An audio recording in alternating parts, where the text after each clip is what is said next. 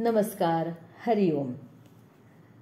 गंगा दशहरा निमित्त भारतातील 10 नद्यांविषयी आपण या मालिकेतून जाणून घेणार आहोत.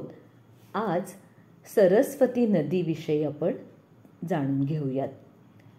भारतामधल्या 7 प्रमुख नद्यांमध्ये सरस्वतीचं नाव प्रामुख्यानं येत असतं. पुराणकाळी अस्तित्वात असणाऱ्या या नदीचा उल्लेख वेदांमध्ये आहे. प्लाक्ष्वती, वेदस्मृती, वेदवती या नावांनी सुद्धा सरस्वती नदीची ओळख आहे.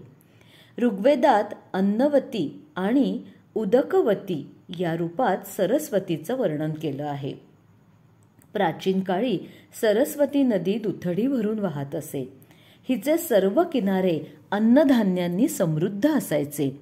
राजस्थानात अनेक भागांमध्ये या नदीचा प्रवाह वाहत होता. हिमालयाच्या पर्वतीय भागात उगम पावून अंबाला, कुरुक्षेत्र, कैथल असा प्रवास करत पतियाळा जिल्ह्यात कंगार नदीला सरस्वती नदी मिळत असे.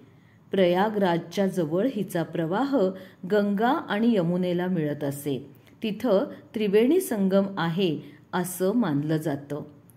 काही ठिकाणी असाही उल्लेख आहे की यमुनेला ही सरस्वती येऊन मिळते आणि मग प्रयागराजजवळ गंगा आणि यमुनेचा संगम होतो. पुढे कालांतराने या सर्व स्थानातून सरस्वती नदी गुप्त झाली. परंतु प्रयागराज इथे जमिनीच्या आत खोलवर तिचा प्रवाह आजही वाहतो असा लोकांचा विश्वास आहे. सरस्वती आणि कंगार नदीच्या मधला भूभाग हाच ब्रह्मावर्त म्हणून ओळखला जातो. प्राचीन काळी सरस्वती नदीच्या तीरावर ऋषीमुनी वास करून राहायचे. नदीचे पवित्र जल प्राशन करून त्यांनी वेद रचले आणि वैदिक ज्ञानाचा विस्तार केला. यामुळेच सरस्वतीला विद्या आणि ज्ञानाची देवी या रूपामध्ये पूजलं गेलं. ऋग्वेदातील नदी सूक्तात सरस्वतीचा उल्लेख आहे. ब्राह्मण ग्रंथात हिचा उल्लेख वाणी देवता असाच केलेला आहे, कारण तोपर्यंत तिचा जलप्रवाह बऱ्याच अंशी लुप्त झाला होता. पण सरस्वतीचा महिमा मात्र अगाध होता. यजुर्वेदातील वाजस्नेयी संहितेमध्ये 5 नद्या सरस्वती नदीला जाऊन मिळतात. त्या नद्या म्हणजे पंजाबातील सतलज, रावी, बियास किंवा व्यास, चिनाब आणि दृष्टावती. राजस्थानातील बाडमेर किंवा जैसलमेर जवळ पंचभद्र तीर्थ इथं या 5 नद्यांचे सुकलेले पुरातन अवशेष आजही उपलब्ध आहेत. महाभारत काळामध्ये अनेक राजांनी सरस्वतीच्या तीरावर यज्ञ केल्याच्या कथा आहेत. पिलीबंगा, कालीबंगा, लोथल या शहरात जेव्हा पुरातत्व विभागाने उत्खनन केले तेव्हा तिथे यज्ञकुंडाचे अवशेष मिळाले. महाभारतात तर असंही वर्णन आहे की निषाद आणि म्लेच्छ यांच्या त्रासामुळे केवळ सरस्वती नदीनं त्यांच्या भागात प्रवाहित होणं थांबवलं. राजस्थानातील मरुस्थल इथं ती प्रथम लुप्त झाली. बलरामानं सरस्वती नदीची परिक्रमा केल्याचा सुद्धा उल्लेख आपल्याला पाहायला मिळतो.